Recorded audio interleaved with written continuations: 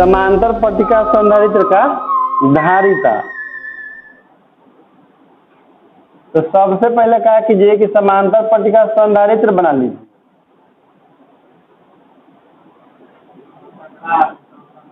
हाँ, जिसमें एक होगा संग्राहक प्लेट, एक होता है। अच्छा, संग्राहक प्लेट किसे कहते हैं? धन आवेश प्लेट को ना, और ऋण आवेश प्लेट को। जमीन से कौन जुड़ा रहता है? संगणक। बहुत अच्छा, चलिए डायग्राम बनाइए सब कोई।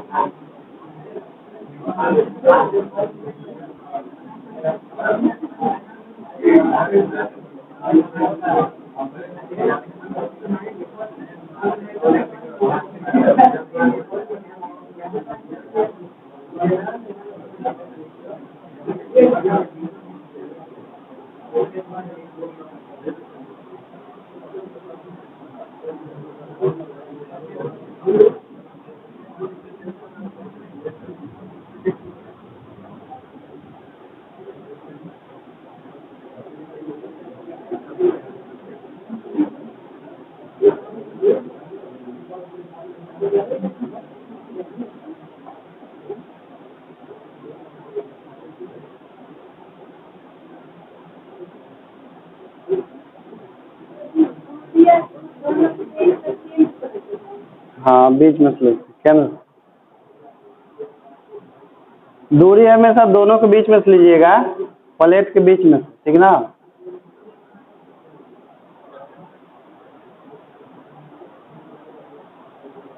देखो, जैसे संधारित्र के धारिता निकालने का तरीका क्या है। जैसे हम लोग सबसे पहले लेसन 1 पढ़े थे, तो लेसन 1 में पढ़े थे विद्युत बल, जो कि कूलम के नियम से ज्ञात है, किए थे। फिर उसके बाद हम लोग लेसन 2 पढ़े, जिसमें में विद्युत क्षेत्र था। तो जब जब भी विद्युत क्षेत्र निकालना होता था तो हम लोग विद्युत बल का प्रयोग किए थे। पहला बार विद्युत क्षेत्र का फॉर्मूला निकालने के लिए विद्युत बल का प्रयोग है। फिर उसके बाद लेसन 3 पढ़े, तो लेसन 3 में क्या पढ़े कि विभव ज्ञात किए थे। किसके सहायता से? विद्युत क्षेत्र सहायता से। अब हम लोग लेसन 3 पढ़ ली, विभव मालूम हो गया। अब हमको क्या ज्ञात करना है? संधारित्र की धारिता। तो धारिता ज्ञात करने के लिए, किसी भी चालक का धारिता ज्ञात करने के लिए हम लोग सबसे पहले उसका विभव निकाल लेते हैं कि दोनों के बीच में विभवांतर कितना है, विभव। अब विभव ज्ञात हो जाएगा तो हम लोग जानते हैं कि Q बराबर C भी होता है। तो C बराबर क्या हो जाएगा? इसमें मेन टारगेट होता है विभव निकालना, कि कैसे कर क्या कर ले हम। विभव निकल गया तो C बराबर Q बटा V करके V के मान रख देंगे, अपने आप हल करके आ जाता है, ठीक ना। तो चलिए इसमें लिखिए, माना कि AB एक समांतर पट्टिका संधारित्र है। छोटका AB लिखिएगा। माना कि AB एक समांतर पट्टिका संधारित्र है,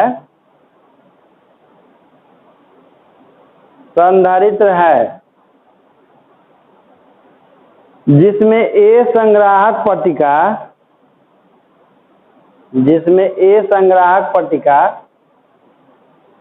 तथा B संघनक पट्टिका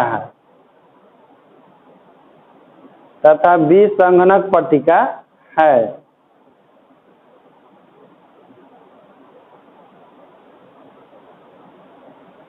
तथा संघनक पट्टिका भूध्रित है।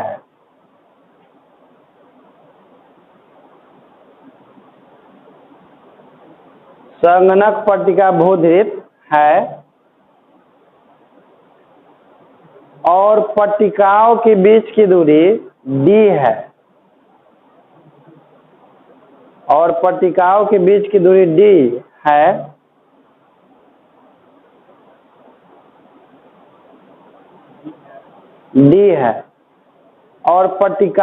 बीच एक समान विद्युत क्षेत्र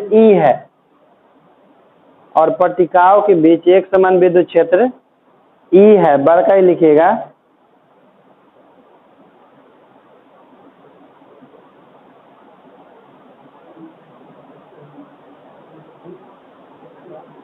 पट्टिकाओं के बीच एक समान विद्युत क्षेत्र ई है। देखिए क्या मानने वाला प्रोसेस बड़ा आसान होता है। माना कि ए और बी दो माना कि ए बी समांतर पट्टिका संधारित्र है जिसमें दोनों प्लेटों के बीच की दूरी डी है। एगो प्लस क्यू आवेश है एगो पर, जिसमें जो है आपका संगणक पट्टिका भूदृत है ना। अब देखिए हम लोग जानते हैं कि धन आवेश से उत्पन्न विद्युत क्षेत्र रेखा है ऋण आवेश पर समाप्त। तो देख रहे हैं कि बगल में वो ऋण आवेश प्लेट है, तो जो भी यहाँ से विद्युत क्षेत्र उत्पन्न होगा सब किधर की ओर जाएगा? तो सभी विद्युत क्षेत्र एक दूसरे के समांतर न होगा जी। हम बताए थे आपको कि समांतर विद्युत क्षेत्र रेखाएं जो है एक समान विद्युत क्षेत्र रेखाओं को प्रदर्शित करती है। तो याद रखिएगा समांतर पट्टिका संधारित्र के बीच में हमेशा एक समान विद्युत क्षेत्र होता है क्योंकि सब एक दूसरे के पैरेलल होता है, ठीक ना। इसके बाद पैराग्राफ चेंज करके लिखिए, यदि प्रत्येक पट्टिका का क्षेत्रफल, पैराग्राफ चेंज करके लिखिए, यदि प्रत्येक पट्टिका का क्षेत्रफल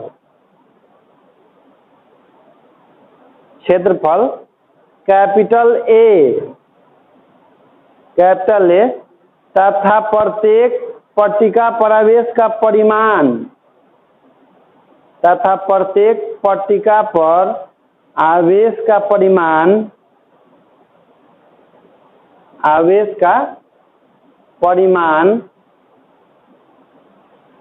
क्यू हो।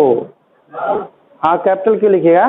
प्रत्येक पट्टिका पर आवेश का परिमाण क्यू हो और दोनों पट्टिकाओं के बीच के माध्यम का परावैद्युतांक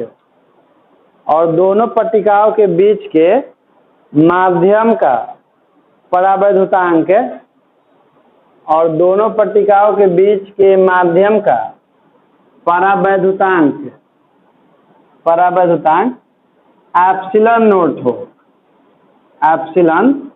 नोट हो। तो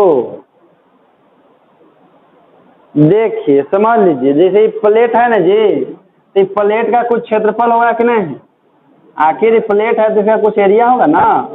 तो मान लेते हैं कि एरिया दोनों समान होता है, ठीक ना। इसका भी एरिया ए, इसका भी एरिया ए है, ठीक ना। और दोनों के बीच की दूरी तो डी है, ये है। इस पर देखिए आवेश प्लस क्यू है, इस पर आवेश, लेकिन आवेश का परिमाण लिखेंगे तो मोड ऑफ क्यू करके लिखते हैं ना। इसका भी परिमाण क्यू है, इसका भी परिमाण। अब दोनों के बीच में माध्यम जो है निर्वात है। एप्सिलॉन नोट कहने का मतलब कि दोनों के बीच में माध्यम निर्वात है, नहीं तो हवा रहेगा ना तो डिस्टर्बेंस उत्पन्न करेगा। तो हवा वाला भी एगो व्यंजक है इसका। अगला नेक्स्ट, अब ये बताइए कि जैसे एक क्षेत्रफल ए है, ठीक, एकरा पर आवेश क्यू है, तो एक पृष्ठ घनत्व क्या होगा? जैसे इसका क्षेत्रफल ए है, इस पर आवेश क्यू है, तो आवेश का पृष्ठ घनत्व सिग्मा बराबर क्या होगा? क्यू बटे न होगा। ये हम लोग लेसन 1 में पढ़े थे, आवेश का पृष्ठ घनत्व। तो एक लाइन छोड़ के नीचे लिखिए। हाँ, इसलिए आवेश का पृष्ठ घनत्व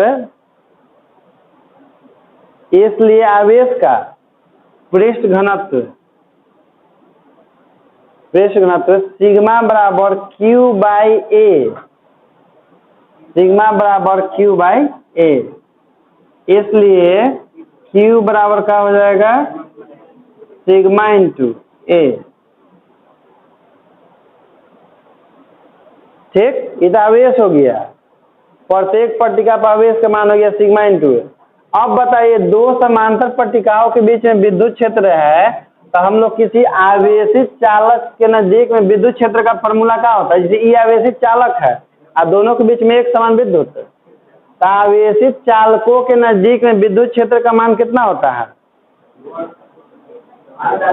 सिग्मा बटा एप्सिलॉन नोट। चालक के नजदीक, आवेशित चालक के नजदीक आवेश के समतल चादर के समीप विद्युत क्षेत्र का मान ई बराबर सिग्मा बटा एप्सिलॉन नोट होता है ना। इसके बाद लिखिए, पट्टिकाओं के बीच, एक लाइन छोड़ने के लिखिएगा, पट्टिकाओं के बीच विद्युत क्षेत्र विद्युत क्षेत्र, देखिए जी विद्युत क्षेत्र E बराबर हम लोग जानते हैं कि सिग्मा बटा एप्सिलॉन नोट। अब देखिए सिग्मा का मान अभी कितना निकाले हैं, Q बटा A लिखे ना, यहाँ पर लिख देंगे हम लोग Q are divided by A, या बटा में कौन है एप्सिलॉन नोट। तो E बराबर क्या हो जाएगा Q बटा A इंटू एप्सिलॉन नोट। यहाँ तक लिखिए। यहाँ जैसे बहुत इजी हो जाता है, केवल इतना याद रखने से कि विद्युत क्षेत्र के बाद विभव ज्ञात करना होता है, विभव के बाद फॉर्मूला अप्लाई करते हैं C बराबर Q बटा, माने वो प्रोसेस याद हो जाता है कि इसके बाद हमको यही ज्ञात करना है। अब तो हम लोग विद्युत क्षेत्र निकाल लिए, अब कौन सी निकालेंगे विभव। अब विभव जैसे ज्ञात हो जाएगा तब फॉर्मूला अप्लाई कर दो। इसके बाद लिखिए यहाँ पर E बराबर सिग्मा बटा एप्सिलॉन नोट। क्यों? क्योंकि आवेशित समतल चालक के समीप में विद्युत क्षेत्र का फॉर्मूला होता है E बराबर सिग्मा बटा एप्सिलॉन। अब देखिए सिग्मा के मान हम यहाँ पर कितना निकाल रहे हैं Q बटा, ये निकाला है ना जी, तो रखिएगा Q बटा A, तो A डिवाइड में आएगा ना, तो हो जाएगा Q बटा A इंटू एप्सिलॉन नोट। ठीक, अब देखिए बताइए कि दोनों पट्टिकाओं के बीच में विद्युत क्षेत्र ही है, ठीक ना, अब दोनों के बीच की दूरी कितना है D है, तो विभव क्या होगा, हाँ विभव V बराबर, जो कि गलती बोल रहा है सब कोई, E इंटू डी।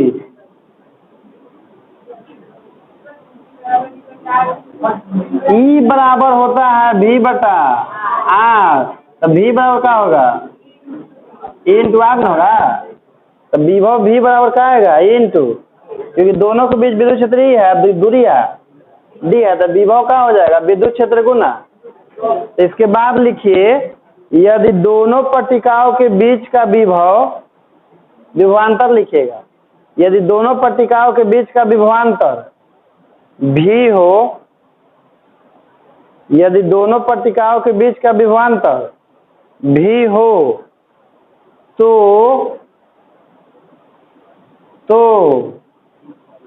V बराबर E इंटू डी। हाँ अब यहाँ E के मान रख देंगे, E के मान हम लोग निकाल रहे हैं Q बटा A epsilon note into D. तो V ज्ञात हो गया, तो V जैसे ज्ञात हो जाता है तो इसके बाद फॉर्मूला अप्लाई C बराबर Q बटा B। तो चलिए इतना लिख लिए हैं यदि, तो इसके बाद लिखिए, लिख लिए बोलो, लिखिए माना कि समांतर प्लेट संधारित्र की धारिता C है, माना कि समांतर प्लेट संधारित्र की धारिता C है, माना कि समांतर प्लेट संधारित्र की धारिता C है, तो के बाद देखिए वाला C बराबर फॉर्मूला क्या होता है, हाँ C बराबर होता है Q बटा V। हमको तो V के मान मालूम है, Q को कुछ नहीं करेंगे लेकिन V के मान रख देंगे यहाँ पे, कितना होता है Q बटा A epsilon note into D। तो C बराबर देखिए तो क्या हो जाएगा, Q तो ऐसे रहेगा, ऊपर कौन जाएगा A एप्सिलॉन नोट, और नीचे Q इंटू D, तो कैंसिल कौन होगा, तो यही हो गया आपके समांतर पट्टिका संधारित्र का धारिता का फॉर्मूला। लिख लीजिए C बराबर A epsilon note into D।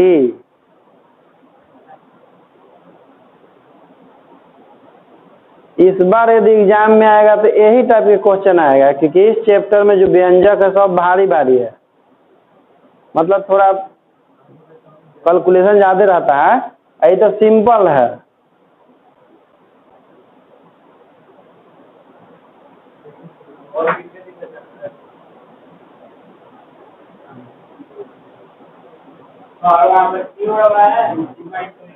हाँ यहाँ पर।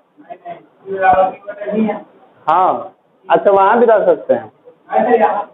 यहाँ पर लाइन बताइए, लाइन नंबर कौन? यहाँ पर, वहाँ से भी हो जाएगा, आ जाएगा। हाँ एकदम आ जाएगा। क्यू की जगह रखिएगा पर छत पे। चलिए इतना हो गया ना। नीचे लिख लीजिए कि यही समांतर पट्टिका संधारित्र, यही समांतर पट्टिका संधारित्र के धारिता का व्यंजक है।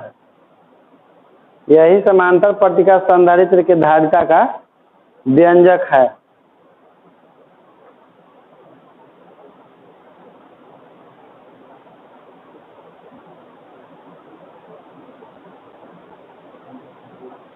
धारिता का व्यंजक है।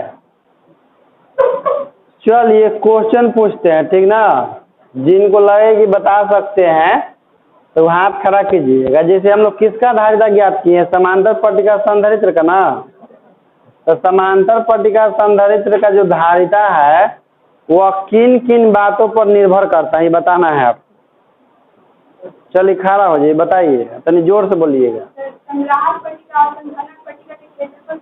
ठीक ठीक। चलिए ठीक है। अच्छा ये बताइए, जब प्लेट का क्षेत्रफल बढ़ेगा तो इसका धारिता बढ़ेगा कि घटेगा? और दोनों प्लेटों के बीच की दूरी बढ़ेगा तो घटेगा ना। बहुत सारा बात जो फॉर्मूले से स्पष्ट हो जाता है। जैसे जो ऊपर है फार्मूला में, यदि वो बढ़ेगा तो यही वाला, लेकिन नीचे वाला बढ़ेगा तो ये वाला।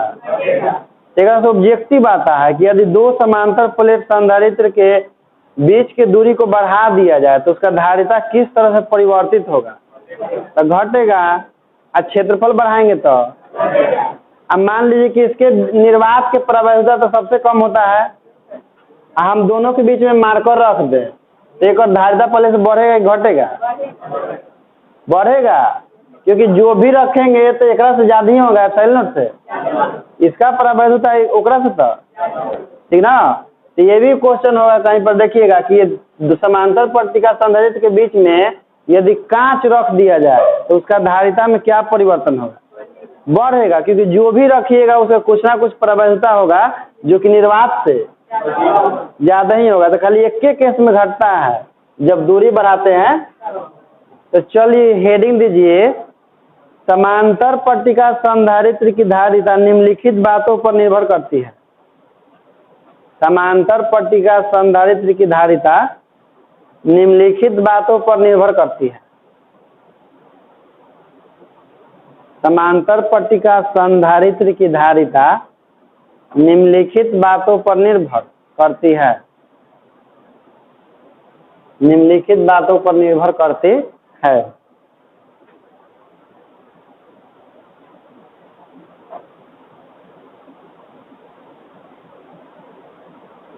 पहला नंबर लिखिए, समांतर पट्टिका संधारित्र में,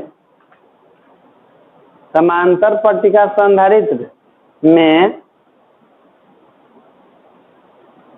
प्लेट का क्षेत्रफल बढ़ने पर, समांतर पट्टिका संधारित्र में प्लेट का क्षेत्रफल बढ़ने पर धारिता का मान बढ़ता है। धारिता का मान बढ़ता है।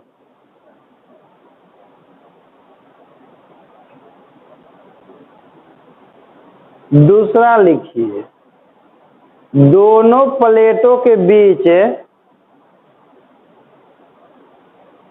दोनों प्लेटों के बीच, दोनों प्लेटों के बीच स्थित माध्यम की परावैधता बढ़ने पर, दोनों प्लेटों के बीच स्थित माध्यम की परावैधता बढ़ने पर समांतर पट्टिका संधारित्र की धारिता बढ़ती है। दोनों प्लेटों के बीच स्थित माध्यम की परावैधता बढ़ने पर समांतर पट्टिका संधारित्र की धारिता बढ़ती है।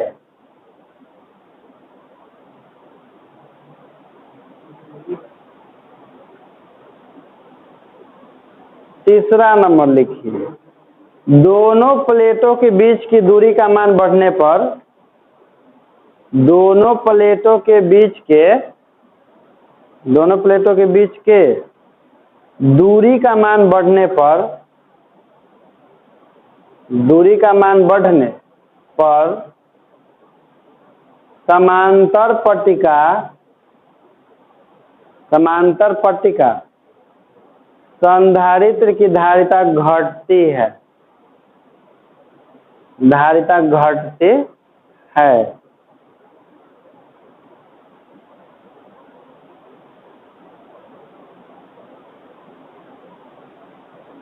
चलिए तो आज के लिए इतना ही, अब अगला दिन पढ़ाएंगे।